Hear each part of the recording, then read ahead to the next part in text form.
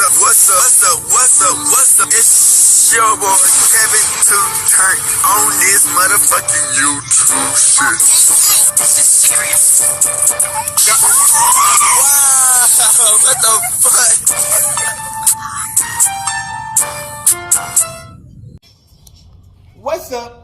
fuck? What's up?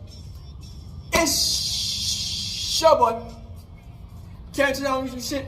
Hey man, say man, we are Lit to cheese, man. Turn. Today, it's motherfucking day. Straight here outside Christian, man. In the gang go. Hey man, say man, free Palestine, free Congo, Russia do your thing, and Texas stand the fuck up, man. Hey man, say man, we out here in the north side, man. You know what I'm saying? Hey, we can't give up this good fight, man.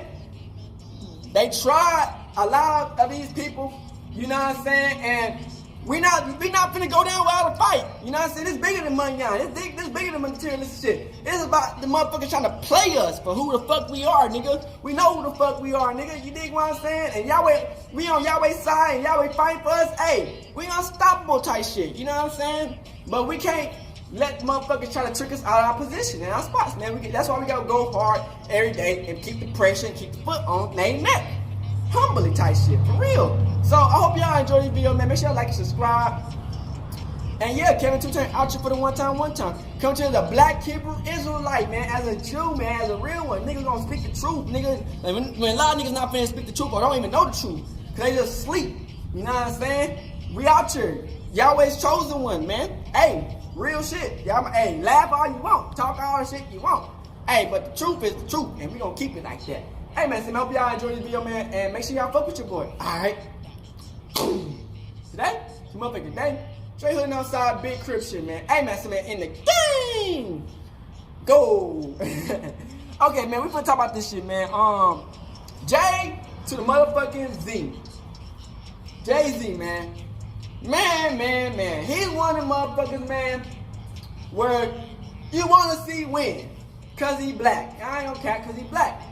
And you know, it's not that many black people who's winning like that. You know what I'm saying? So you want to see these niggas win. You want to see niggas do good. You want to see niggas, take over the game. But he also one of those motherfuckers who, I'm going to fight with you. But at the same time, nigga, if shit started getting shaky, nigga, I'm about to get your ass out the paint, nigga, and go to the other side. You know what I'm saying? That's just the type of motherfucker I think Jay-Z is. He's that motherfucking man. When shit started to get tough and you building your boat, nigga, that nigga finna take you out or take your boat, nigga, and keep his shit on and work with the other team. You know what I'm saying? And you know, like I said, man, we got a whole videos about Jay-Z, man. And you know, we're gonna see a whole bunch of his life. And some of the people that unfortunately around him got taken out. You know what I'm saying? And some of the people who helped him become famous as he is, you know what I'm saying, gone, you know what I'm saying? People are trying to, like, Jay-Z is part of the people that people are trying to expose out here, you know what I'm saying? And we're not trying to expose Jay-Z, but at the same time, we are looking at Jay-Z like, okay, we see why niggas could be mad at Jay-Z and see why he not as favored as he used to be or as he once used to be, because, you know, like I said, man, I say he do help out, but at the same time, he do try to take you out. You know what I'm saying? Like, look right now, 12 is most definitely watching your boy. Right now, 12 is watching. But, yeah, man, so like I said, man, I hope y'all enjoyed this video, man. Make sure you like and subscribe. It's going to be a long, good video. Shout out to all the people I got the video from. I appreciate y'all niggas letting me, you know what I'm saying, get to react to the videos. You know what I'm saying? Hope shit don't happen. You know what I'm saying? Hey. Yeah. So, we in this bitch, man.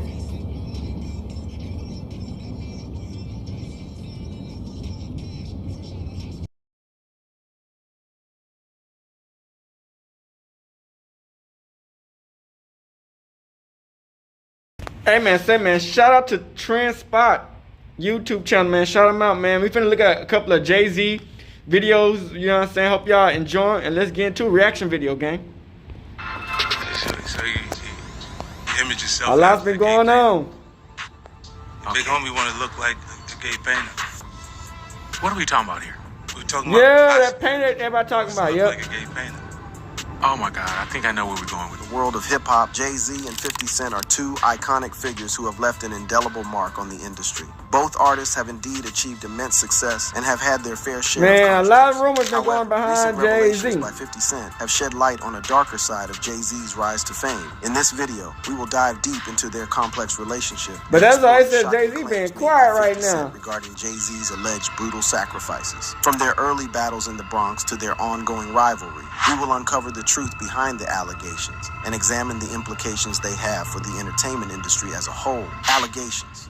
Sean Corey Carter, born on December 4th, 1969, and widely known by his stage moniker Jay-Z, stands as an iconic figure in American rap music, record production, and entrepreneurial endeavors. His profound impact on the creative and commercial landscape of the music industry led to his recognition as the greatest rapper of all time. But, you know, by esteemed publications it's still good to such see as they successful, you know what I'm saying? 2023. As they Co-founding get older. Rockefeller Records. In Man, a lot of 1994, shit's crazy. Jay-Z made his mark with the release of his debut studio album, Reasonable Doubt, in 1996, garnering critical acclaim and laying the groundwork for his illustrious career. Over the years, he delivered a prolific discography, including seminal works like The Blueprint, 2001, The Blacc Album, 2003, American Gangster, 2007, and 444, 2017, each contributing to his legacy of excellence in both artistry and commerce. Jay-Z's musical prowess extends beyond solo That nigga endeavors, almost highlighted by 60, got collaborative only 4 milestones such albums. as That Collision Course with Linkin there's a lot Park more in than that. 2004, Watch the Throne Yeah, with yeah, Kanye but the West same in 2011, and Everything Is Love with his spouse Beyonce in 2018. But them His are the dominance big, on I guess the them the charts is biggest one that unparalleled, boosted to the boasting a top. record-setting 14 #1 albums on the prestigious Billboard 200 chart and a string of chart-topping singles, including Heartbreaker, Crazy in Love, Umbrella, and Empire State of Mind. Beyond his musical achievements, Jay-Z's entrepreneurial acumen solidified his status as the first hip-hop billionaire in 2019. His ventures, which include the Jay-Z founding is of Rockaway weird, in though. 1999 He done some and the crazy shit establishment behind of the scenes. upscale 40/40 Club in 2003, burgeoned into multi-million-dollar enterprises. The inception of Roc Nation in 2008 marked a significant milestone, evolving into a multifaceted entertainment agency that represents top-tier talent across various domains. In 2015, Jay-Z's strategic acquisition of Aspiro paved the way for the expansion of Tidal, a groundbreaking media streaming service that revolutionized the music industry's digital landscape. As of 2024, Jay-Z stands atop the echelons of wealth in the music realm, boasting a staggering net worth of $2.5 billion, solidifying his position as the wealthiest musical artist globally. After With what over happened to 140 Kanye million taking a records stand, you sold know what I'm saying? worldwide, Jay-Z's impact transcends music, earning him 24 Grammy Awards, a testament to his artistic brilliance and enduring influence. His accolades place him among the most decorated artists in Grammy history, a testament to his enduring legacy and profound contributions to the world of hip-hop and beyond. However, Jay-Z's introduction to the rap scene was far from ordinary. It was through a street battle in New York where he showcased his lyrical prowess and caught the attention of the late Big L, who played a pivotal role in bringing him into the spotlight. With Big L's guidance and mentorship, Jay-Z began his journey to stardom. Tragedy struck shortly after Jay-Z's emergence when Big L passed away, leaving Jay-Z to navigate the rap industry on his own. But with a determination to make a name for himself, Jay-Z wasted no time in collaborating with renowned artists to solidify his position in the rap scene. One of his earliest and most notable collaborations was with the legendary Notorious Big, also known as Biggie. The two rap icons joined forces to create unforgettable tracks that showcased their undeniable talent and lyrical genius. Their collaborations not only propelled Jay-Z's career, but also solidified his position as a force to be reckoned with in the rap industry. But Jay-Z's collaborations didn't stop there. He continued to work with other renowned artists, such as Honeycombs, to further showcase Okay, his I know versatility you did and something talent. with These Honeycombs. collaborations not only expanded his musical horizons, but also allowed him to establish himself as a respected figure in the rap scene. However, the rap know what's industry going on, during that Honeycomb. time was filled with rivalries and intense competition. One of the most notable rivalries was between Jay-Z and Nas, who were both vying for the title of the best rapper. Nas, with his lyrical prowess and thought-provoking lyrics, gave Jay-Z a run for his money. Amidst That the nigga chaos became and intense extinct, competition, nigga. Jay-Z continued to climb the ladder of success. While Nas experienced a breakdown that forced him out of the game for a while, Jay-Z seized the opportunity to solidify his position as one of the leading figures in the rap industry. But as Jay-Z's star continued to rise, questions started to arise about his motives and how he treated his relationships. One of the most notable controversies surrounding Jay-Z was his fallout with his former friend and business partner, Dame Dash. The two had once been inseparable, building an empire together. However, for the sake of more money and success, Jay-Z turned his back on Dame Dash, leaving their friendship relationship shattered. This move raised eyebrows and led many to question Jay-Z's loyalty and integrity. It's a common occurrence in the entertainment industry for people to turn their backs on those who helped them reach their current status. But it's disheartening to witness the disposable nature of these connections, as if the people who helped Jay-Z get where he is today are no longer worth his time. Furthermore, there have been persistent rumors for years that Jay-Z and Puffy were involved in the murder of Biggie. He and Puffy wanted Biggie killed. Bottom line. You don't have to believe me. Believe the facts. This is an incredibly serious accusation, one that has been discussed extensively online. The speculation surrounding this case has only added fuel to the fire, with some even suggesting damn, imagine that nigga being the person who grew up liking it to want to kill that nigga. A cult society that sacrifices its own members. While these allegations may sound like crazy conspiracy theories, it's interesting to see how they have spread over the years. And now 50 Cent has stepped forward, providing evidence to back up his claims, specifically calling out Jay-Z for allegedly exposing other rappers to get ahead. According to 50 Cent, Jay-Z was not only trying to get rid of the competition, but also played a sinister role in DMX's untimely demise. The allegations are truly mind-boggling, and it's hard to believe that someone could be capable of such a heinous act. But as we dive deeper into these claims, we must approach them with caution and wait for concrete evidence to support them. The rap industry has always been rife with rivalries and controversies, but the idea that someone would go to such extreme lengths to eliminate their competition is truly shocking. It raises questions about the lengths some individuals are willing to go to secure their position at the top. The allegations made by 50 Cent have certainly caused a stir in the industry.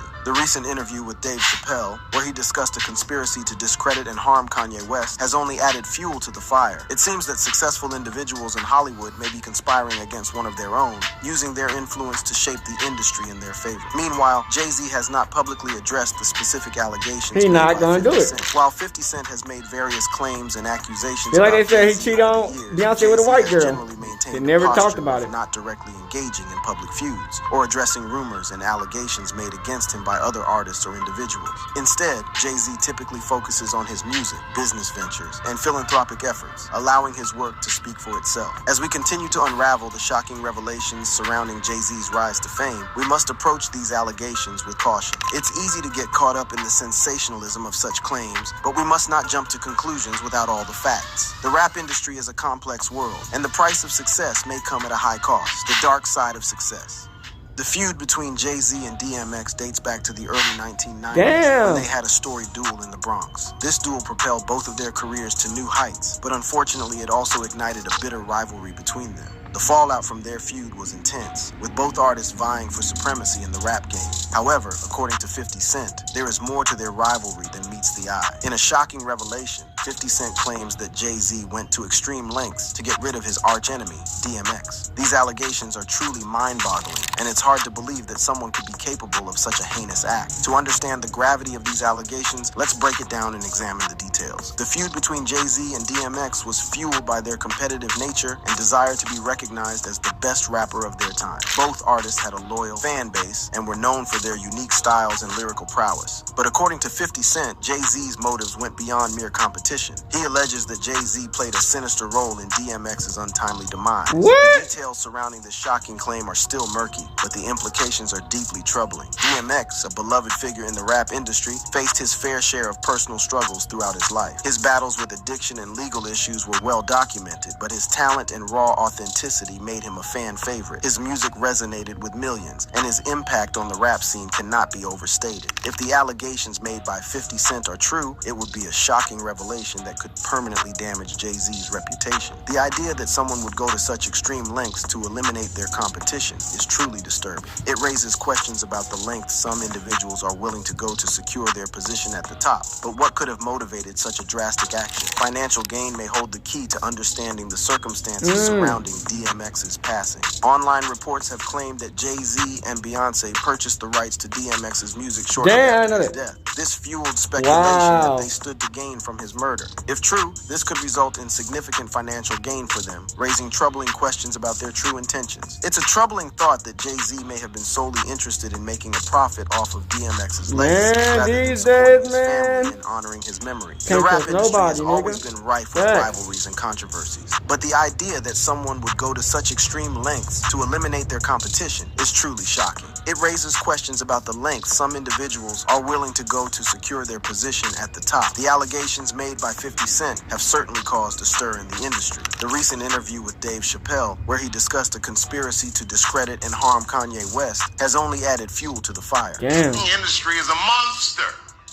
Is akin to killing him. It seems that successful individuals in Hollywood may be conspiring against one of their own, using their influence to shape the industry in their favor. The rap industry is a complex world, and the price of success may come at a high cost. It's disheartening to witness the disposable nature of relationships in the entertainment industry, as if the people who helped Jay-Z get where he is today are no longer worth his time. As Jay-Z's star continued to rise, questions started to arise about his motives and how he treated his relationships. One of the most notable controversies surrounding Jay-Z was his fallout with his former friend and business partner, Dame Dash. The two had once been inseparable, building an empire together. However, for the sake of more money and success, Jay-Z turned his back on Dame Dash, leaving their friendship shattered. This move raised eyebrows and led many to question Jay-Z's loyalty and integrity. But the controversy surrounding Jay-Z's relationships didn't stop there. Persistent rumors for years have suggested that he and Puffy were involved can't in say the murder nothing. of Biggie. You know This what is I'm an saying? Know what incredibly that serious told me. accusation, one that has been discussed extensively online. The speculation surrounding this case has only added fuel to the fire, with some even suggesting that the most successful people in the entertainment industry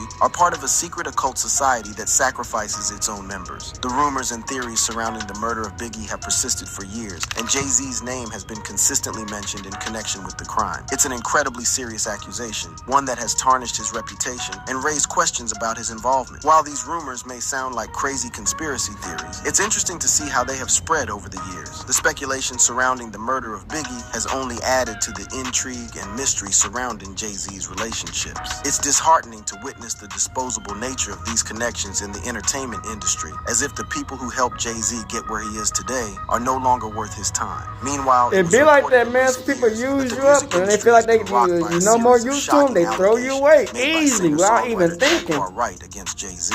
Wright claims that Jay-Z engaged in a pattern of alleged misconduct, including sleeping with a singer signed to his label when she was a minor, and subsequently blackballing her career when Beyonce found out. These allegations shed light on a darker side of Jay-Z's character and have sent shockwaves through the industry. Tiara Marie, Jack Wright be talking that truth. At the tender age of 16, is one of the alleged victims mentioned by Wright. According to Wright, Tiara's career took a sudden halt after Jay-Z dropped her from his label shortly after. I believe it. Jay-Z is a billionaire. He got a lot of power in the industry, but he don't use it for explanation. Wright also suggests that Jay-Z's involvement with Tiara Marie he used it for the industry, claiming that Foxy Brown, we don't talk about the shit that's going around in the world and at shit. the time, was also allegedly involved with Jay-Z. If it's not with Perhaps the industry disturbing allegation and dealing made with by him, Wright he not is to giving a claim that fuck. Jay-Z is even worse than Diddy, another industry mogul who has faced his fair share of controversy. Wright accuses Jay-Z of doing something terrible to a woman she is close with, someone who is also in the industry. She has been fighting for justice for this woman for 15 years and believes it's time for Jay-Z to face the consequences of his actions. These allegations have gained support from many who believe that Wright's consistent story over the years holds weight. It raises troubling questions about the abuse of power and the exploitation of young artists in the music industry. If these allegations are true, it would not only tarnish Jay-Z's reputation, but also expose the dark underbelly of the industry. Wright's claims have brought attention to the issue of power dynamics in the entertainment world and the potential for abuse. It's not just Jay-Z who has been implicated in these allegations. A whole host of powerful people may be involved. The notion that Hollywood elites are up to something evil has raised concerns about the industry as a whole. The entertainment industry has always been known for its ability to monetize and traumatize individuals to exert control. Wright's allegations shed light on the potential for abuse and manipulation within the industry. It's a chilling reminder that the pursuit of fame and success can come at a high cost, with some individuals willing to sacrifice others for their own gain. Beef begets beef. Damn. Born and bred in the gritty streets of New York City, Jay-Z, born Sean Corey Carter, and 50 Cent Curtis James Jackson III, rose from humble beginnings to become household names in the rap game. Jay-Z, the visionary entrepreneur, founded Rockefeller Records and crafted intricate rhymes that spoke to the realities of urban life. Meanwhile, 50 Cent, the embodiment of street credibility, captivated audiences with his raw lyricism and unapologetic swagger. As their careers soared, so did tension between them. What began as a rivalry, we still got beef with Jay-Z for not sticking up for the people of the Grammy situation, both man. artists vying for dominance in the rap world. The feud between Jay-Z and 50 Cent became legendary, fueled by diss That's why he tracks fucked and over a public lot of spats that people captivated fans just to and get to critics where he alike. got to, man. Peacock is the exclusive But beneath the surface lay deeper complexities and troubling allegations. Amidst the glitz and glamour of the hip-hop industry, darker shadows loom. Allegations of manipulation, betrayal, and even conspiracy cast a shadow over Jay-Z and 50 Cent's legacy. The allegations made by Jaguar Wright against Jay-Z have added another layer of controversy to the already shocking claims surrounding the rap mogul. Jaguar, a singer signed to Jay-Z's label when she was a minor, has come forward with disturbing accusations against him. She alleges that Jay-Z not only slept with her when she was underage, but also blackballed her career when Beyonce found out. These allegations shed light on a pattern of alleged misconduct by Jay-Z, with Jaguar claiming that she is not the only victim. Tiara Marie, another artist signed by Jay-Z at a young age, also experienced a sudden halt in her career after being dropped from his label. Foxy Brown, a rapper who was just 14 at the time, is also said to have been involved with Jay-Z. But the controversies don't stop there. Rumors have circulated for years about Jay-Z's involvement in the death of Aaliyah, the beloved R&B singer. Some speculate that Jay-Z was involved because she rejected his advances. Man, her music rocked the boat. I was just listening to her like a few days ago, man. The music industry has a long history of turning a blind eye to bad behavior. Mariah Carey, some of the good talents, The man. desire for success often outweighs the need for accountability. This raises questions about the They industry took him as a out for whole Beyonce, and the man. responsibility of those in power to protect and support the artists they sign. The allegations made Alicia by Keys Jaguar was lit Wright when I was against little, Jay-Z man. She was also lit. bring to light the issue of blackballing in the industry. Blackballing is a practice where powerful individuals use their influence to prevent someone's career from progressing. If these allegations are true, it raises troubling questions about the lengths some individuals are willing to go to maintain their power and control. It's important to remember that these are allegations, and Jay-Z has denied them. However, the fact that multiple individuals have come forward with similar stories raises concerns. It's crucial that we listen to the voices I think the of reason those he got who have that hair been because his silenced face and look demand like, I ain't gonna be like transparency that. and His face accountability look from those old in as power. fuck. The He music look industry has young. always He been a young place probably where at that time we got the talent, fade, but his face look creativity thrive. But it's old. clear that there are When he got the darker forces braids at and play. shit, he As look fans, young as we hell, must low key. support and uplift the artists who have been affected by these alleged actions. That's We must demand a crazy. change in the industry where artists are protected and their voices are heard. On the other hand, the allegations made by Nas against Jay-Z have added another layer of controversy to the already shocking claims surrounding the rap mogul. Nas, another influential figure in the industry, has accused Jay-Z of being complicit in the actions of R. Kelly, the disgraced R&B singer who has faced numerous allegations of sexual misconduct. In a resurfaced interview with Wendy Williams, Nas suggested that Jay-Z was aware of R. Kelly's crimes. He boldly stated, "You can't tell me Jay didn't see a 14-year-old girl coming to the studio and sitting on R. Kelly's lap. Are you going to tell me he didn't see any 14-year-old girl coming to the vicinity?" These words imply that Jay-Z may have turned a blind eye to the exploitation of underage girls, raising serious questions about his moral compass. The collaboration between Jay-Z and R. Kelly is No, you well can't really known. blame another nigga shit They work on together successfully, another nigga who, you making know what I'm popular saying? songs Because it's like, Arrested damn, you and know. Guilty until proven innocent. They really got their own there were shit always going. worrying rumors about R. Kelly's interest in young girls. In 2002, videos But he- surfaced did he showing set R. him up? Kelly We engaging don't in know. sexual acts with a 14-year-old girl, shocking the public and tarnishing his reputation. Nas, who knew R. Kelly personally, stated that he never saw any young girls with Kelly. However, he agreed that there were serious problems that needed to be discussed. Nas believed it was important to address these issues, even 17 years before the surviving R. Kelly series shed light on the extent of the harm caused by the singer. The documentary series exposed how R. Kelly had abused and manipulated young girls for years, with many individuals turning a blind eye to his actions. It made the music world confront its role in allowing such behavior to persist. Jay-Z and other artists who had collaborated with R. Kelly were notably absent from the documentary, raising suspicions about their knowledge and potential involvement. Then Nas was particularly concerned about Jay-Z's silence, suggesting that it might indicate some level of complicity or knowledge of R. Kelly's actions. The music industry has a history of ignoring bad behavior by its artists in the pursuit of fame and success. The desire for financial gain often outweighs the need for holding people accountable. Jay-Z's influence and status in the industry make these allegations all the more significant. If Nas reveals information about Jay-Z's collaboration with R. Kelly, it could potentially bring Jay-Z down. Yeah, that's what he's saying. Nas, man, he was out here. Character and the extent to which he was willing to overlook the Exposing all exploitation these of young niggas. girls for the sake of his own success. One take, Hov. Examining the controversial claims surrounding Jay-Z's shit. legacy in rap music opens up a complex It's like, dialogue you know, about his Drake and influence, Meek, like they success, making and it. the darker allegations that have Meek surrounded his career. ended, While lost Jay-Z his career is for undoubtedly Drake, and one Drake of the most coming out with all celebrated this crazy figures shit in that's hip-hop happening. history, his rise to prominence hasn't been without its controversies and rumors. One of the most contentious aspects of Jay-Z's legacy revolves around the allegations made by fellow rapper 50 Cent. 50 Cent has publicly accused Jay-Z of engaging in what he terms demonic tactics to manipulate the industry. And Yeah, I ain't gonna count. Jay-Z's demonic as hell. I seen some shit he did behind the scenes, man. Implying that he may have used unethical Nigga, you know how you come out, you take that crazy drink before you get to that situation.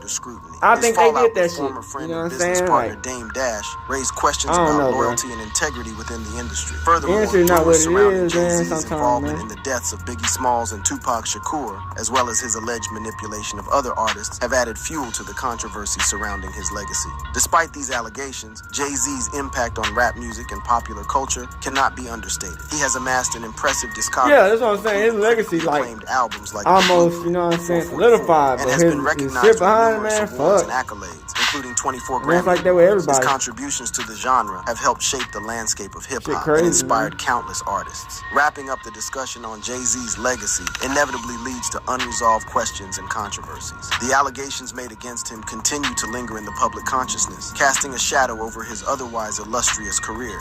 As fans and critics alike grapple with these Like I said, man, complexities, shout out to one y'all, thing man. remains clear. Jay-Z's impact on Trend rap spot, music man. and popular culture Shout out is to y'all, man. undeniable, but the controversies surrounding his legacy may forever shape the way he is perceived in the industry. Enjoyed the video? Crave more excitement? Stay tuned by Inside the industry, man, you know what I'm saying? The mysterious death of Jay-Z's biggest rival, Big L. Which we learned a little bit about Big L in the first one, but let's get into it. Sean Carter, you're a coveter. I have no doubt in my mind that it was you that sent the shooter to shoot Beanie as soon as he got home. In the vibrant Damn. tapestry of 90s hip-hop, one figure stood out with a lyrical prowess that commanded respect and admiration. Lamont Coleman, known to the world as Big L, emerged from the storied streets of Harlem, carving a niche in the rap I barely scene even know with him. his sharp wit and an unflinching portrayal of urban Until life. now, let's be honest. His mother was so terrified. We had the show at the TLA. I It's was almost like there. that Eminem Second shit. time, because the first time we The couldn't dude do who helped it. him get into it, His rapid ascent in the hip-hop When he died hierarchy or was as something? meteoric as it was 'Cause of influential, Beef and Club? positioning him among the greats of his time. Yet beneath the sheen of his rising star lay a Beef or narrative something? tinged with foreboding undertones, a story that would culminate in a mystery that remains unsolved to this day. Shot him in his lung, so it would make it twice as hard for him to be able to perform effectively. I'm sick and tired of you, Sean. Now you. Big L's journey, marked by its abrupt and tragic end, is a poignant reminder of the ephemeral nature of life and the enduring legacy of a talent taken too soon. His death, shrouded in mystery, left a void in the world of hip-hop, turning him into a legend whose life story reads like the verses he masterfully crafted, profound, impactful, and hauntingly unfinished. So one of my shows wouldn't be clever than this. I'm leaving competitors pissed. To tell you the truth, it gets no better than this. I'm catching wreck. In the heart of Harlem, a neighborhood pulsating with the rhythms of street life and the burgeoning beats of hip-hop, Lamont Coleman, later known as Big That's L, the thing took about his trying to first help steps niggas into out, a man. world They that might would end up define him. backstabbing your back. Born on May 30th, And it might 1974, be the last into the time embrace you of ever a see that close-knit nigga community, again. his early years were a mosaic of familial warmth, urban struggles, and the nascent sounds of a musical revolution. Check it out, y'all. This Big L Coleon representing DITC Flamboyant Records. And when I'm in Croatia, I'm checking out Top DJ Mag. You know what I mean? Harlem in the 70s and 80s was a crucible of cultural and social dynamics, a place where hardship walked hand in hand with resilience. Lamont's mother, Gilda Terry, was a pillar of strength, a woman who navigated the challenges of raising 3 children in a single-parent household. Despite the absence of his father, Charles Davis, who left when Lamont was young, the family found solace and support in each other and their community. Lamont, the youngest of 3 siblings, grew up in a world where the streets were both a playground and a classroom. His elder brother Donald and Leroy played pivotal roles in his upbringing, exposing him to the realities of life in Harlem. The family, though not affluent, was rich in love and unity, Gilda's involvement in unlicensed gambling, a common practice in the neighborhood, provided them with modest comforts, a testament to her determination to provide for her children.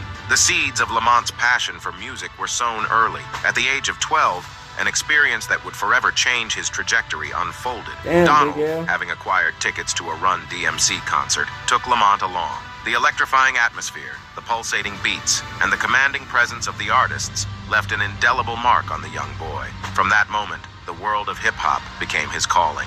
Lamont's foray into music began in the streets of Harlem, where freestyle battles were common. These impromptu lyrical duels were not just entertainment, they were a proving ground for aspiring artists. Lamont, with a natural flair for rhythm and rhyme, quickly made a name for himself. His style was raw, unfiltered, and reflective of the life he witnessed around him. He spoke of the struggles, the joys, and the unvarnished truth of his world. As he honed his craft, Lamont's reputation grew. He was more than just a rapper. He was a storyteller whose words painted vivid pictures of life in Harlem. His talent caught the attention of Lord Finesse, a prominent figure in the hip-hop community, during an autograph session. This chance encounter would be the catalyst for Lamont's transformation into Big L, a name that would soon resonate in the corridors of hip-hop fame. Big L's early years were a blend of personal challenges and artistic triumphs. His journey from the streets of Harlem to the studios of New York was a testament to his talent and tenacity. In these formative years, he laid the foundation for a career that would see him rise to become one of the most influential voices in hip-hop. His lyrics, a tapestry of his experiences and observations, were a mirror to the life he and many others lived. They were real, relatable, and resonated with a raw honesty that would become his signature. As the 90s dawned, Big L stood on the precipice of greatness, his eyes set on a future filled with promise and potential. Little did he know that his path would be as tumultuous as it was brilliant, a journey marked by soaring highs and devastating lows. As the 1990s dawned, a new voice emerged from the streets of Harlem, ready to etch its mark on the world of hip-hop. Big L, with his distinctive style and unapologetic honesty, began to carve out a space in an industry that was rapidly evolving. His journey from a local wordsmith to a national sensation was a testament. The nigga named Proof. The dude named Proof that helped Eminem out and it ended up dying. Amen, say man.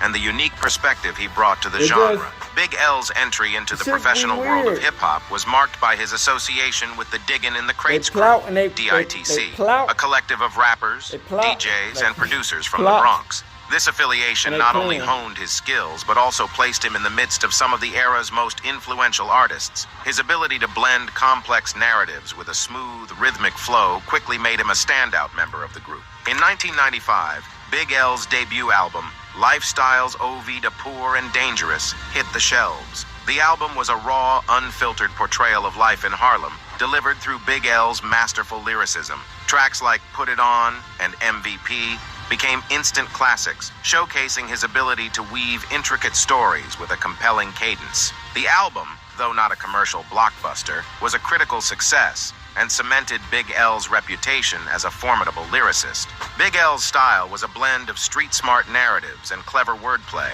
His lyrics were a reflection of his life experiences, filled with vivid descriptions of urban life. He had a unique ability to turn phrases, delivering lines that were both thought-provoking and impactful. His skill in storytelling was evident in tracks like Street Struck, where he explored the realities of street life and its consequences. The influence of Big L's music extended beyond the boundaries of Harlem. He was not just a product of his environment, he was a voice for it. His ability to articulate the struggles and aspirations of urban life resonated with audiences far and wide. He became an emblem of the raw, unvarnished truth of the streets, a role model for aspiring artists who saw in him a reflection of their own experiences. Big L's impact on hip-hop was also marked by his contributions to the horrorcore subgenre. His track, Devil's Son, is often cited as one of the earliest examples of this style, which combined hardcore rap with horror-themed lyric. The song was controversial for its graphic content, but it showcased Big L's willingness to push boundaries and explore new creative avenues. Despite the success of his debut album, Big L remained true to his roots. He continued to participate in freestyle battles, honing his craft and maintaining his connection to the grassroots of hip-hop. His presence in the rap battle scene was a reminder of his commitment to the art form and his respect for its origins. As the mid-90s approached, Big L's star continued to rise. He collaborated with other artists, both within and outside the DITC, further expanding his influence in the hip-hop community. His collaborations were not just musical partnerships. They were a fusion of different styles and perspectives, each enhancing the other. Big L's early career was a period of artistic growth and recognition. He had not only established himself as a formidable presence in the hip-hop world, but had also begun to influence the direction of the genre. His lyrics spoke to the realities of urban life. His style was innovative, and his impact was undeniable. As he looked to the future, the possibilities seemed endless. Little did he know that his journey would take a turn that would forever alter his path and leave an indelible mark on the world of hip-hop.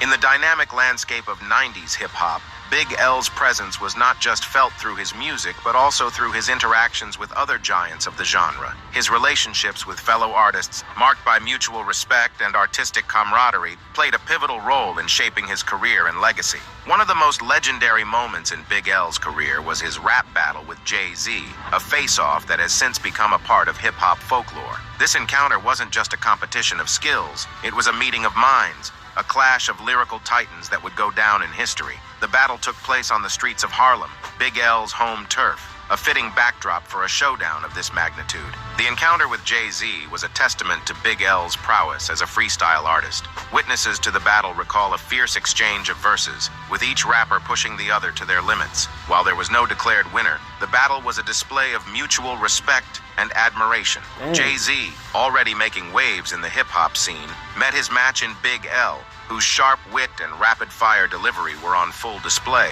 This battle was more than just a momentary clash. It was the beginning of a lasting relationship between the two artists. Big L's respect for Jayz's talent was evident, and the feeling was mutual. Jayz was not the only prominent figure in the hip-hop community to recognize Big L's talent. His interactions with other artists, including those within the DITC crew, were marked by a shared passion for the art form and a collective pursuit of excellence. Big L's collaborations extended beyond rap battles and crew affiliations. He was known for his willingness to work with a diverse range of artists, bringing his unique style to various collaborations. These partnerships were not just about making music. They were about exchanging ideas, blending different styles, and pushing the boundaries of hip-hop. The impact of these relationships on Big L's career was significant. They provided him with platforms to showcase his talent to wider audiences and helped cement his reputation as a versatile and formidable artist. His collaborations were a reflection of his ability to adapt and thrive in different musical settings, further solidifying his place in the hip-hop world.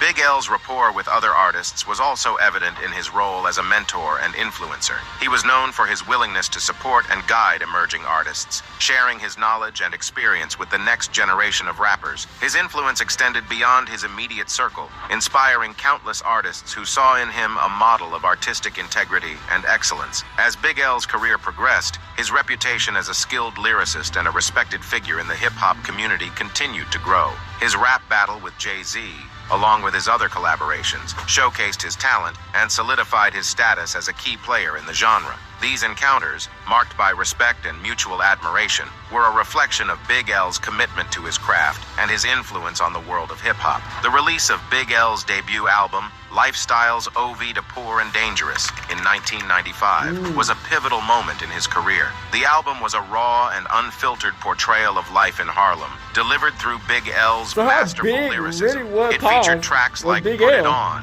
and MVP, which showcased his unique storytelling ability and his skill in crafting intricate rhymes. The album was critically acclaimed for its authentic depiction of urban life and its lyrical prowess. However, Lifestyles OV to Poor and Dangerous faced challenges in terms of commercial success. Despite its critical acclaim, the album did not achieve significant commercial breakthrough. It debuted at number 149 on the Billboard 200, a reflection of the tough landscape of the music industry and the challenges faced by artists trying to break into the mainstream. One of the key challenges for Big L was navigating the complexities of the music industry. His relationship with Columbia Records, the label that released his debut album, was fraught with difficulties. The label's vision often clashed with Big L's artistic direction, particularly his unapologetic portrayal of street life and his raw lyrical style. This tension ultimately led to Big L parting ways with Columbia Records, a decision that marked a significant turning point in his career.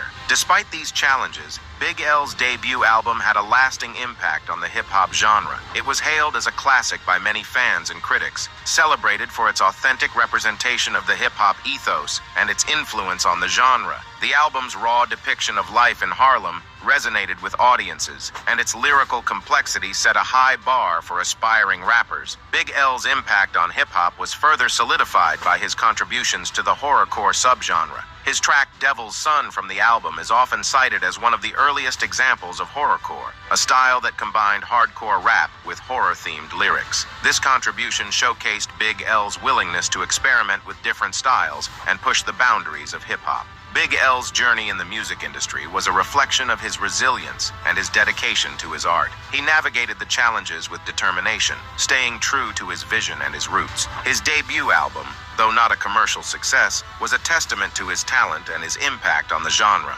It remains a significant work in the history of hip-hop, a reminder of Big L's skill as a lyricist and his influence on the music he loved. The untimely death of Big L on February 15, 1999, sent shockwaves through the hip-hop community and beyond.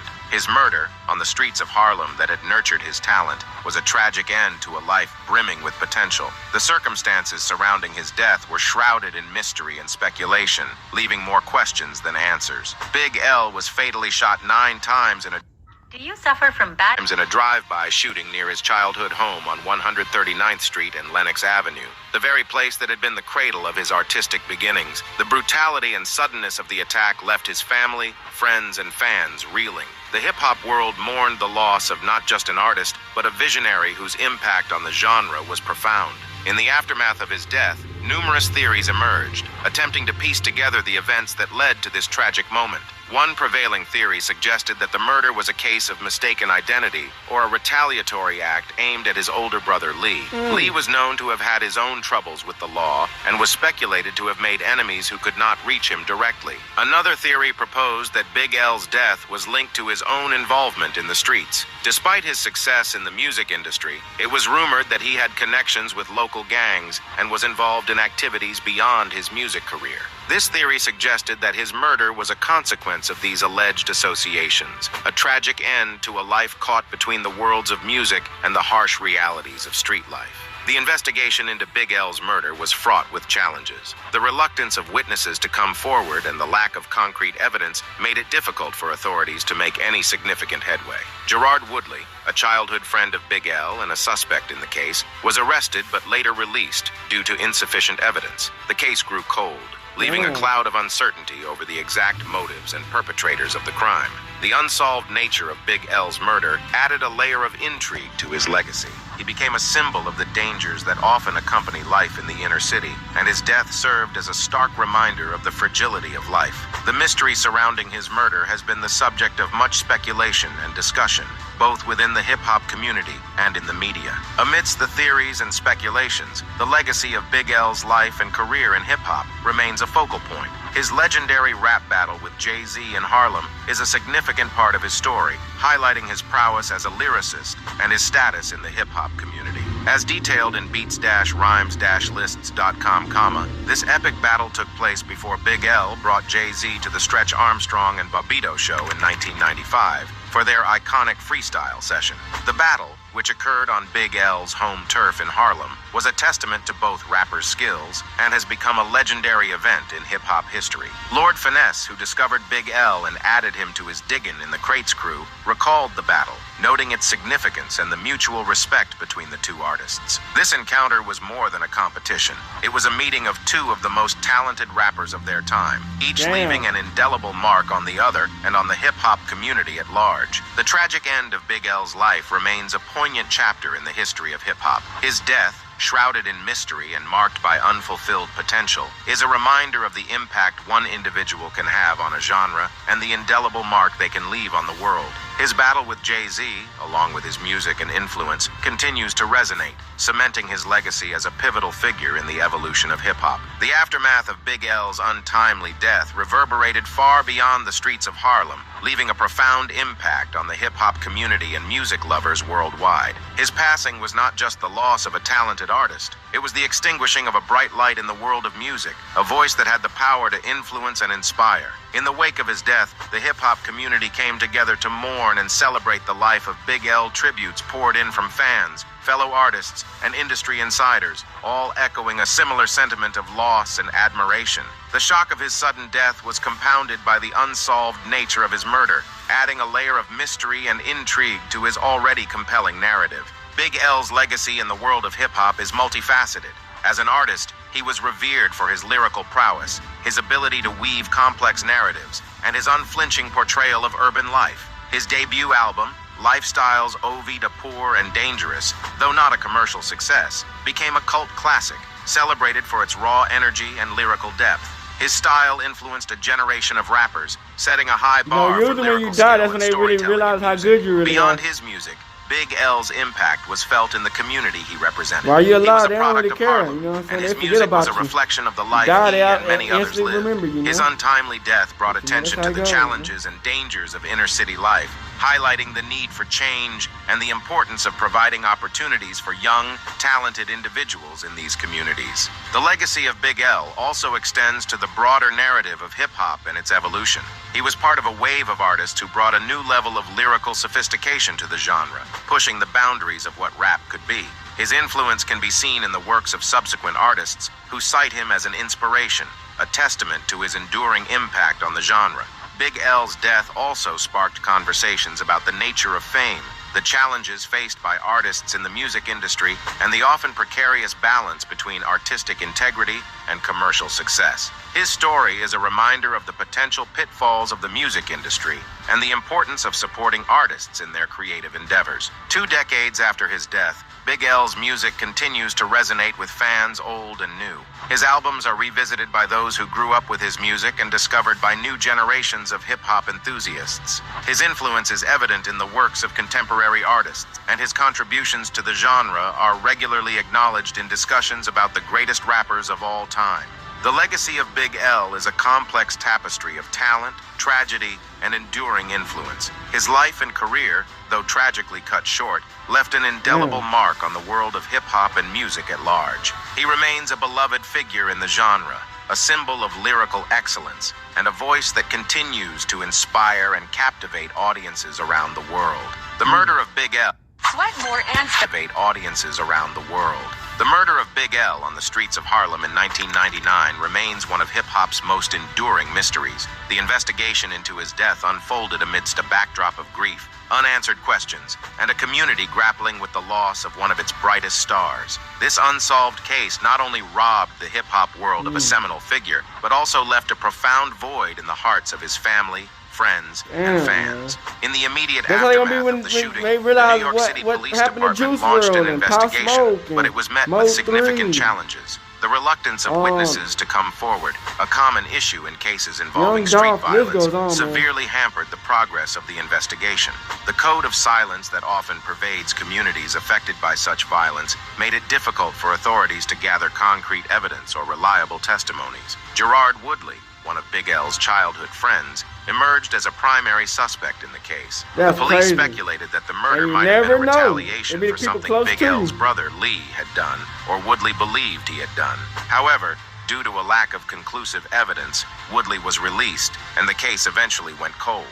This development added to the frustration and pain of Big L's loved ones, who longed for closure and justice. The theories surrounding Big L's murder were numerous and varied. Some speculated that his death was linked to his own alleged involvement in the streets, while others believed it was a case of mistaken identity or a targeted attack related to his brother's activities. The lack of resolution led to widespread speculation and rumor, which only added to the mystery A lot and of people saying complexity it of was the case. Jayz. Big L's murder highlighted Who the knows? broader issues of violence and crime in inner-city communities. His death became a symbol of the dangers that young, talented individuals face in such environments, where potential and promise are often overshadowed by the realities of street life. The tragedy brought attention to the need for change in these communities, emphasizing the importance of providing opportunities and support to help young people escape the cycle of violence. The impact of Big L's death on his family was profound. They not only had to cope with the loss of a loved one, but also with the public nature of his death and the subsequent media attention. The unsolved nature of the case added to their anguish, leaving them with lingering questions and a sense of injustice. The tragedy was a stark reminder of the personal toll that such incidents take on the families of the victims. In the hip-hop community, Big L's death was a sobering reminder of the fragility of life and the often precarious nature of fame and success in the music industry. His murder, along with those of other prominent figures in hip-hop, underscored the genre's complex relationship with the streets and the challenges artists face in navigating this dynamic. The legacy of Big L in the years following his death has been marked by a continued reverence for his talent and contributions to hip-hop. Posthumous releases and tributes have kept his memory alive, introducing his music to new generations of fans. His influence on the genre is evident in the works of contemporary artists who cite him as an inspiration. The unsolved murder of Big L also sparked discussions about the criminal justice system and its handling of cases involving young black men in inner-city communities. The lack of closure in his case is a painful reminder of the many similar cases that remain unresolved, leaving families and communities without answers. 2 decades after his death, Big L's presence in hip-hop is still palpable. His story is often revisited in documentaries, books, and discussions about the genre's history. The mystery surrounding his death continues to intrigue and sadden fans, but it is his music and legacy that endure as his most significant contributions. The enduring mystery of Big L's murder is a complex tapestry of theories, emotions, and unanswered questions. It reflects the broader challenges faced by communities plagued by violence and the often tragic fates of those who rise from these environments to achieve greatness. Big L's legacy, however, transcends the circumstances of his death, cementing his place as a pivotal figure in the history of hip-hop, and a voice that continues to resonate with authenticity and power. As the narrative of Big L's life and untimely death concludes, we are left to reflect on the profound impact he had on hip-hop and the enduring legacy he left behind. Big L's story is not just a tale of talent and tragedy, but also a poignant reminder of the transformative power of music and the resilience of the human spirit. In the years since his passing, Big L's influence has continued to resonate within the hip-hop community and beyond. His innovative lyrical style, marked by its complexity and depth, has inspired a new generation of artists who see in him a pioneer who pushed the boundaries of storytelling in music. His album, Lifestyles, Ov de Poor and Dangerous, remains a seminal work, celebrated for its raw portrayal of urban life and its contribution to the evolution of the genre. Big L's death, though shrouded in mystery, has not overshadowed his contributions to music. Instead, it has amplified his legacy, turning him into a symbol of unfulfilled potential and a reminder of the impact one individual can have on an art form. His life story, marked by its highs and lows, its triumphs and challenges, continues to inspire and captivate those who discover his music. As we look back on the life of Big L, we are reminded of the power of art to transcend circumstances, to give voice to the voiceless, and to leave a lasting imprint on the world. His journey from the streets of Harlem to the heights of hip-hop fame is a testament to his talent, his determination, and his enduring influence. Big L's legacy is not defined by the mystery of his death, but by the indelible mark he left on hip-hop. He remains a beloved figure in the genre, a symbol of lyrical excellence, and a voice that continues to inspire and captivate audiences around the world. In the annals of hip-hop history, Big L stands tall, a legend whose music and story continue to echo through time. That's all for the video, folks. Thanks for watching. Rest up, Big L, man. Shout out, hello, Yansinin TV, hey, YouTube. The cult of Jay-Z is a group of mainly old men now that see Jay-Z as this near messianic figure that's a business genius, the greatest rapper ever, and also somebody that cares about the well-being of the lower class people and advancing them. Despite many of his actions demonstrating otherwise, they still choose to look the other way or find a justification for several of these. And this is the brilliance of what Jay-Z has been able to create. Law 27 reads, "Play on people's need to believe to create a cult-like following. People have an overwhelming desire to believe in something. Become the focal point of such desire by offering them a cause, a new faith to follow. Keep your words vague but full of promise. Emphasize enthusiasm over rationality and clear thinking. Give your new disciples rituals to perform. Ask them to make sacrifices on your behalf. In the absence of organized religion and grand causes, your new belief system will bring you untold power." There are 5 steps it lays out to successfully have your cult up and running. Step 1, keep it vague, keep it simple. The first order of business described is generating attention, not necessarily through action, but through words, which are described as hazy or deceptive, with two components: a promise of something great and transformative, but also really vague on what that looks like in reality. This combination will stimulate all kinds of hazy dreams in your listeners, who will make their own connections and see what they want to see. Jay-Z lays this out perfectly, both in his socially conscious lyrics and the lyrics helping people escape poverty. The most infamous in my memory being the following lines from his song The Story of OJ, where he raps, "I told him please don't die over the neighborhood that your mama ran. Take your drug money and buy the neighborhood. That's how you rinse it." This sounds great, and the rapper Rollo actually did this, but Jay-Z has never done this. And he's far richer than Rollo is, as well as Gervonta Davis, the boxer, who did this in his home city too. Although unfortunately it burned down very soon after. You want to know what's more important than throwing away money at a strip club? Credit. You ever wonder why Jewish people own all the property in America? This is how they did it. Again, this is true. However, how does one with poor credit get out of that situation? And it's a lot easier when you have a family history and lineage of great credit, being taught about money at a young age, and having jobs in professions that pay an above average income. I bought some artwork for $1 million. 2 years later, that ish worth $2 million. Few years, that ish worth $8 million. I can't wait to get this ish to my children. Y'all think it's bougie, I'm like, it's fine, but I'm trying to give you $1 million worth of game for $9.99. I turned that 2 to a 4, 4 to an 8. I turned my life into a nice first week release date. Y'all out here still taking advances, huh? Me and my guys taking real chances, huh? Y'all on the gram holding money to your ear? There's a disconnect. We don't call that money over here. This is one of my favorite verses on the project because I love how it sounds in the delivery, and he's totally right. But this game is worthless because the struggle most people face is not going from, let's say, 100K to $1 million, but from 0 to 1. And you can't really teach that. It's too hard, and you can't fit it in a song. But that's the point. It's vague. It's simple. And people in the cult of Jay-Z were on social media talking about this like it was the most profound and life-changing thing they had ever heard. Didn't do shit. Mission accomplished. Step 2. Emphasize the visual and the sensual over the intellectual. Once there are people following you, trusting you, the problems you can run into are boredom and skepticism. If people get bored, they will find someone else to follow.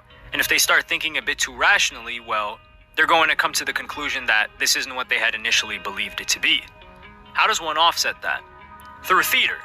That's something that has been used historically by governments, but it works in a cult setting as well. Grand visuals, luxury, and funnily enough, it even says soothing music for hearing. You might even tickle the mind, perhaps by using new technological gadgets to give your cult a pseudo-scientific veneer, as long as you do not make anyone really think.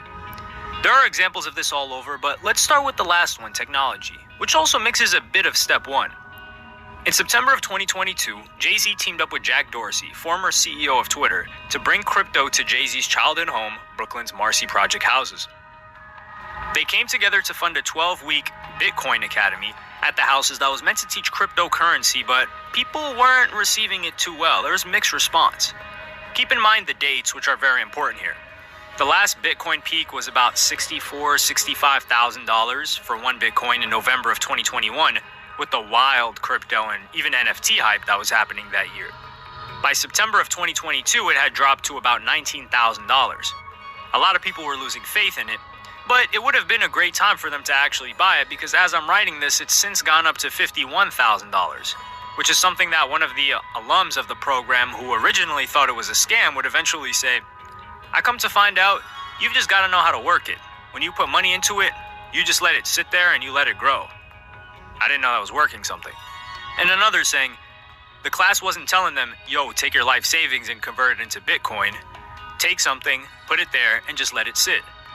Funnily enough, in hindsight, putting their whole life savings into it would have been the best bet. But that wasn't the majority of responses. Despite the completion of the program granting someone $1,000, which is definitely value for getting a free class, others had fairly negative criticisms. How are you helping us if you're asking us to put in $5, $10, and we're all on fixed income?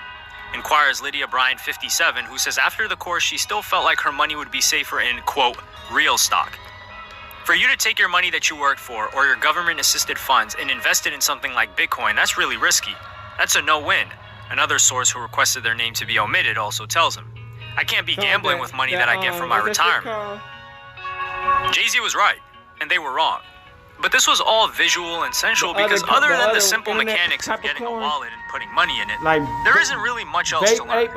On top of that, even if someone who's already in poverty managed to put $10,000 in Bitcoin and hold it for another 2 years, and it reached a peak again, they would have made $20,000, which isn't life-changing money at all, but Jay-Z knew that.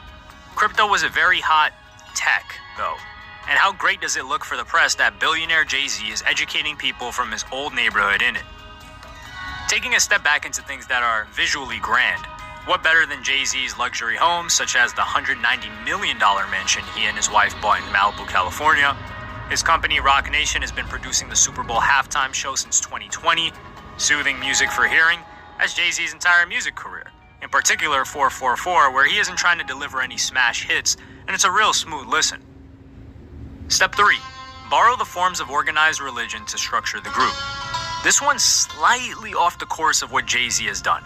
It urges the individual to bring together their following in a way that elevates them in status and compares it to the power organized religions had with rituals for the followers, hierarchy, ranks, names and titles, whilst asking them for sacrifices that will stack money for the man and bring more power.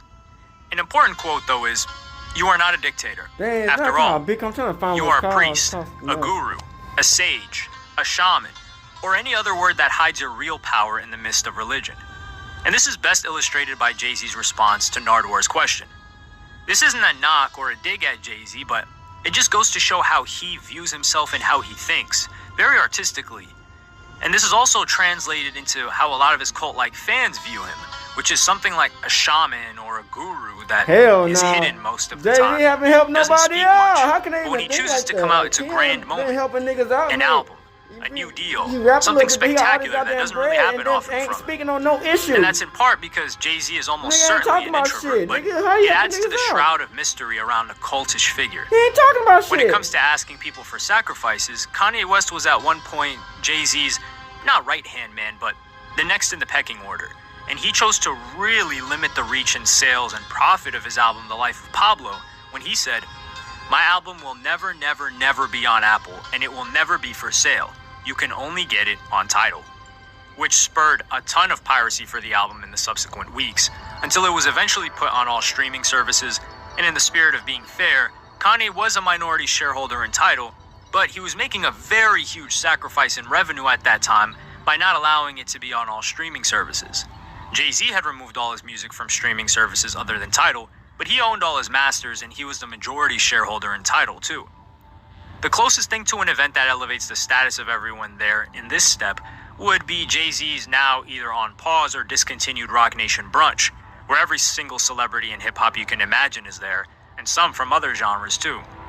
It was seen as a rite of passage in the eyes of fans and for people who were invited for the first time because they had achieved enough to warrant recognition and an invitation from Jay-Z for a once-a-year lavish and exclusive event. Step 4. Disguise your source of income. After the following is built and money starting to flow in, you can't seem hungry or desperate for money.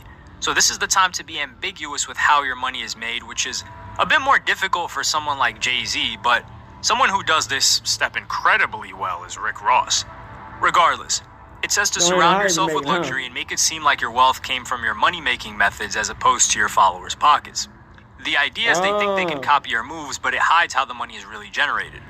This is a loose tie-in. After all, it's evident that a musician's initial money is made from, in Jay-Z's independent case, sales of his music, his merchandise, Rockaware, his performances, but that's a fraction of his actual wealth.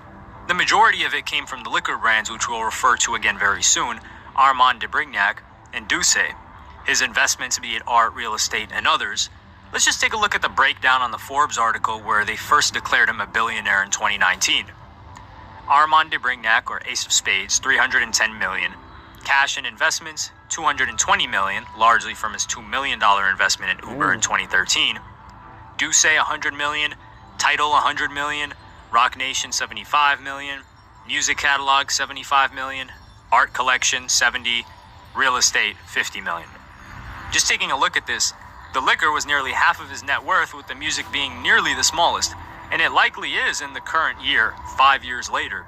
But how were the liquor brands, Tidal, and Roc Nation built? Well, that brings us to step 5. Set up an us versus them dynamic. Now it describes how to keep your group tight-knit and following you, which is something every successful belief system has done. The followers need to believe they're a part of an exclusive team of sorts that's unified with certain goals and against others. Think of America having once been seen as the land of freedom, for instance. In order to strengthen this unity, you have to create, or sometimes just point out, the idea that an evil enemy is out to destroy that value that bonds everyone. In America, it would have been communism at a certain point, and that anyone who disagrees with this notion is an outsider and is trying to destroy the group from within. It's the KKK. In Jay-Z's case, there have been several, mainly race and class-based, which can sometimes intersect, but not always. For instance, just going back to 2015, Jay-Z and many other famous superstars changed their profile pictures and banners to this mysterious shade of blue. Nicki Minaj, Jay-Z, Rihanna, Beyonce, Kanye West, Madonna, Usher, and more. This was all to promote the new streaming service that Jay-Z had bought, Tidal. It was originally called Aspiro. It was set to compete with the behemoth that is Spotify and also Apple Music, along with places like Amazon Music and Pandora. It had no free tier, and the selling point was that it was a, quote, black-owned streaming platform, the only one, and that it would pay the artists more, which doesn't incentivize the majority of listeners much. Which makes sense considering the subscriber numbers there were pitiful, and it was mired in controversy. At one point, they claimed 3 million users, but a Norwegian newspaper said it received internal documents that it was closer to 350,000 in 2015 and 850,000 in 2016. Imagine now. A good amount of people did support it though, subscribing to the cult of Jay-Z. It was black owned and they wanted to support. But Jay-Z would forfeit that title by selling it for $300 million to Jack Dorsey's Blacc, bringing Jay-Z on as a board member for the company that runs Square Inc. too. Now this was controversial not just from Jay-Z's side but from the business side too. Jack Dorsey even caught flack for this. There was a class action lawsuit filed by the shareholders of Blacc Inc. for approving the purchase of Tidal, and that it was a bad faith purchase, saying, quote, seemed by all accounts a terrible business decision.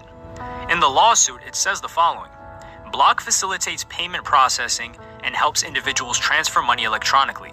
It had never ventured into the music streaming industry, and at the time it acquired Tidal, had no plans to do so. The idea for the acquisition came to Jack Dorsey, Blacc's founder, CEO, and chairman, when he was summering with Carter, Jay-Z, in the Hamptons. From his Hamptons retreat, Dorsey joined a video conference meeting of Blacc's board and proposed that Blacc acquire Tidal. The board formed a transaction committee to consider the proposal. Over the ensuing months, the committee learned that Tidal was failing financially, losing its major contracts, and facing an ongoing criminal investigation. The committee also learned that Carter personally loaned Tidal $50 million from an offshore company to help the troubled company through its difficulties, and that Dorsey was the sole Blacc management member in support of the acquisition. Despite the obvious problems with the deal, the committee approved the transaction for $306 million. It seemed by all accounts a terrible business decision. And it was, but the judge chose to dismiss the case, saying that they're free to make a terrible business decision as long as the directors approved it. But think about it, these investors have a right to be upset. What sense does it make for a company that works in payments to buy a failing music streaming platform? It doesn't. And they believe that it was done as a favor to a friend from Jack Dorsey to Jay-Z, which also elevated Jay-Z into Blacc's board. Another business move that he made that elevated his status was when he made the move into president of Def Jam after the whole Rockefeller acquisition. But while this happened in 2021, Blacc had a $100 billion market cap. So the money they spent on this was a fraction of any amount that mattered. Think of how it would look on Jay-Z when Tidal eventually ran out of money and had to shut down. It would be disastrous for his reputation. It wasn't even in competition with any of the streaming platforms.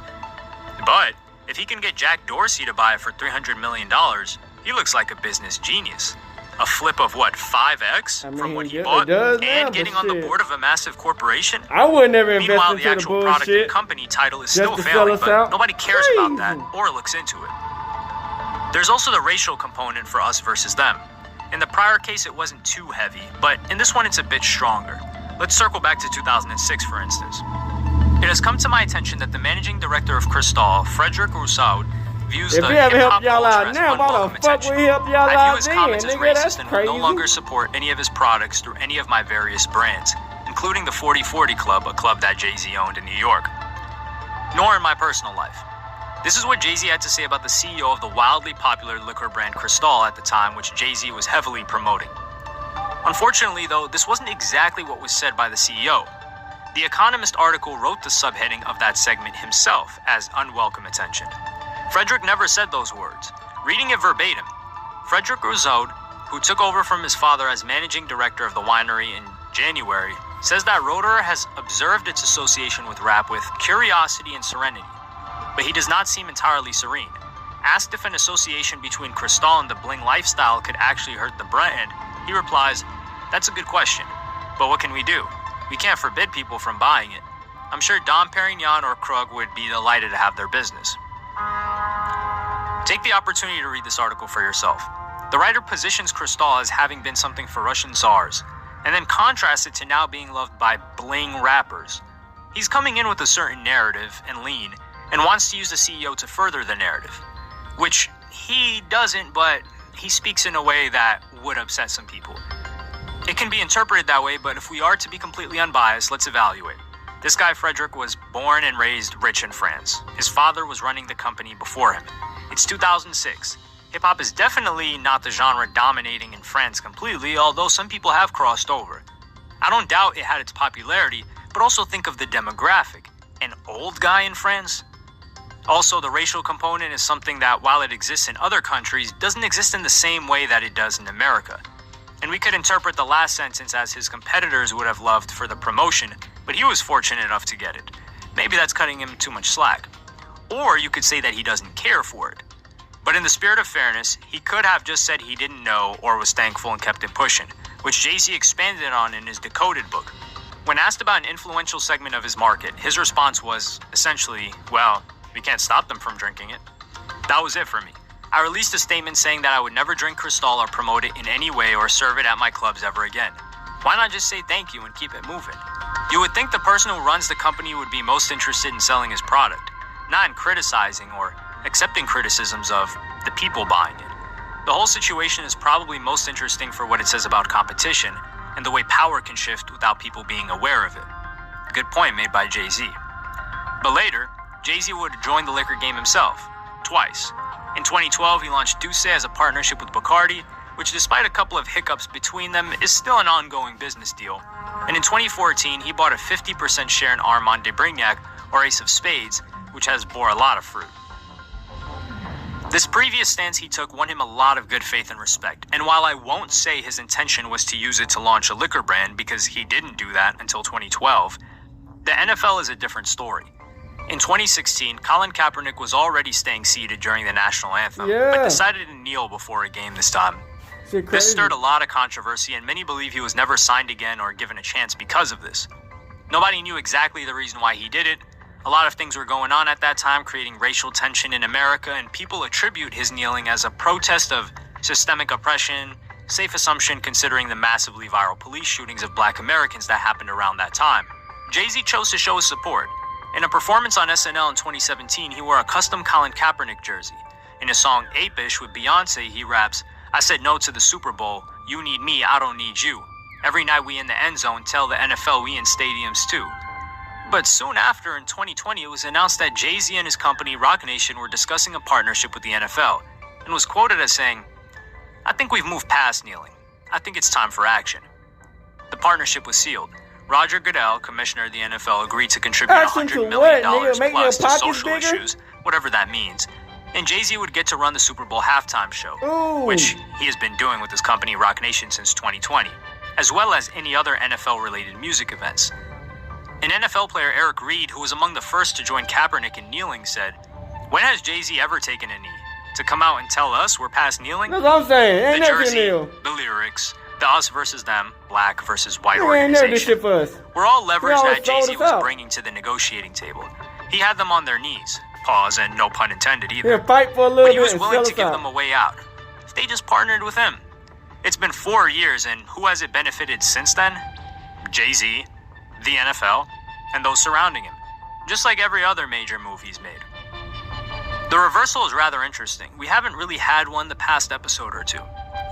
One reason to create a following is that a group is often easier to deceive than an individual, and turns over to you that much more power.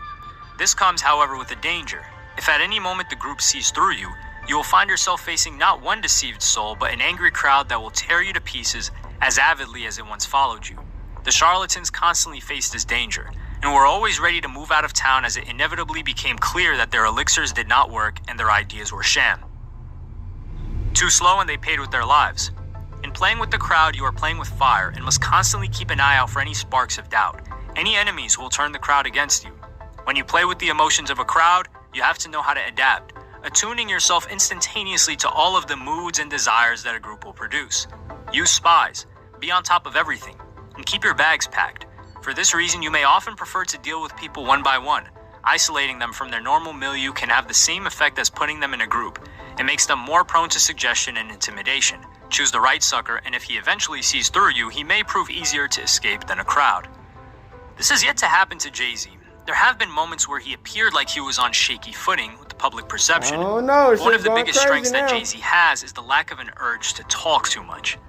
Someone who did face the wrath of this reversal was, let's say, a Harvey Weinstein, who had positioned himself as this progressive that was for all these causes.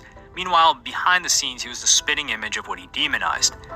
This mainly only happens to artists that are either very far on social justice and extra judgmental of others, or the opposite side when they don't know their fan base.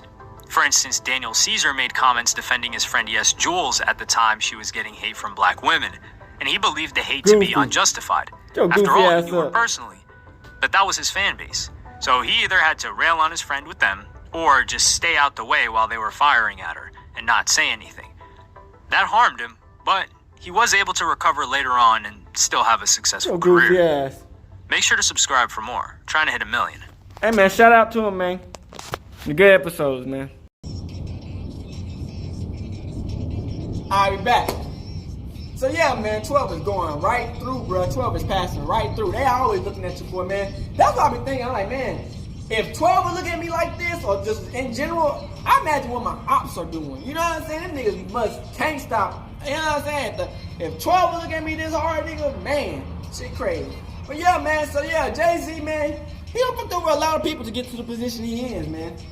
And, you know, yeah, he had a lot of hard work he put in. You know what I'm saying? We can't say he fucked over niggas and he didn't go out here and put the work in. But at the same time, nigga, you done a lot of sneaky shit. You know what I'm saying? And it's like, bruh, we know you want to be the best, but at the same time, nigga, at what cost? You know what I'm saying? You ready to give up everything that support us to sell it out, and so you can just continue to win? It just show you how he treat people, man. The way he treat his businesses. He'll build some shit up, or he'll get a little bit of help from the businesses, take over the business, and sell it out. You know what I'm saying? Make some money on it, keep it pushing. That's what I be saying, man. He want to say, oh yeah, support the black brand, support the black brand. But as soon as the black brand start kind of not doing as much as it thought he was gonna be, he try to sell it. You know what I'm saying? Do something different and do his own thing. And it's like, bro, if you ain't gonna stand for what you saying, bro, like, bro, what we doing? You know what I'm saying? So it's like, man, if you do that to your businesses, what you do to your partners? You work with them, build the niggas up, or they help you out and just get rid of them. You know what I'm saying? So it's just like, man, to become a billionaire, you gotta do some crazy ass shit, especially being black. A black billionaire in America. Nigga, this the KKK. America is the KKK. Nigga, they ain't trying to let no black nigga be a billionaire, nigga. Especially between your people and the racist ass people. And these foreign races who racist as fuck. Nigga, these niggas not trying to help no nigga be a billionaire. You know what I'm saying? So it's like, it's almost impossible, like, to be a billionaire and black in America a legit way. You know what I'm saying? And it's like, you know, the government is watching everything he doing on like his shit. So it's like, you know, I'm pretty sure this nigga paying his taxes. You know what I'm saying? Cause I don't think Jay-Z trying to crash down like that. You know, they got P. Diddy out here, you know what I'm saying, wild, and I see Jay-Z like, damn. Ooh, I see what they doing to this nigga. He's a billionaire just like me. And he almost did the same thing I did. Or he did the same thing, but maybe even not even worse than I did. You know what I'm saying? We don't fucking know, you know what I'm saying? They always put like different like situations up to like motherfuckers people bodies on them. You know what I'm saying? But we don't a lot of accusations of like the people passing away, we don't really have 100% proof that they did any of that. You know what I'm saying? It could have been just like, you know, weird situation. But like I said, man, you gotta understand, man, when you get to that type of power, man, it's rituals, all types of parties, all types of bullshit that you gotta go through. I ain't gonna cap, nigga. I seen some shit where, you know what I'm saying? A lot of people probably seen this shit, man. With certain black artists with certain motherfuckers they ain't supposed to be with, and they doing all types of weird shit. So we can't never trust what Jay-Z got going. You know what I'm saying? Because he obviously not trying to support us. Because if he would have been supporting us, he would have been speaking on all the Palestine shit. He would have been talking about the Black Americans, trying to help us out, trying to build good businesses for us, trying to help the neighborhood out. He ain't doing none of that shit. He just collecting the money on and moving, and Beyonce ain't doing none of goddamn thing. She ain't speaking on shit. So he's like the type of people we talking about. Yeah, we like to see y'all at the position because y'all black, and you know it's power in numbers. But it's like, damn, are y'all with us or y'all against us? You dig what I'm saying? With the Grammys, it's kind of weird because you're like, damn, you gonna set the Grammys, but talk shit like that. What was that for? You like you should never took it. But then he not gonna let that materialistic shit go. You know what I'm saying? But at the end of the day, man, you know, I feel like, man, Jay-Z, you know what I'm saying? His career gonna tell it all, man, and hopefully, hey, if it continue to do good, it continue to do good. If it don't, hey, that's life. You know what I'm saying? Niggas don't never pray on niggas downfall. You know, y'all want niggas succeed, but at the end of the day, man, it is what it is. Life is life, man. So, hey, I hope y'all enjoyed this video, man. This was a long video. No kizzy cap. You dig? This was a long video. I tell you, I'm gonna pick the truth, man. I always pick the truth, man, because if you don't speak the truth, nigga, hey, a lot of this shit, you know what I'm saying, it just won't, hey, never be heard. And niggas gonna get fucked over, and we ain't gonna never win out here, man. Like, the Hebrew Israelites who need to be winning as a whole, as a group of people, hey. But yeah, we already won, so we just gotta continue to fight, and hope y'all enjoyed this video out your hood and outside. Korea! Gang shit. Hey, Dad, you know, dog, when we link up, dog, this shit be legendary. You know this instrumental, you the engineer on it, so Kodak everywhere.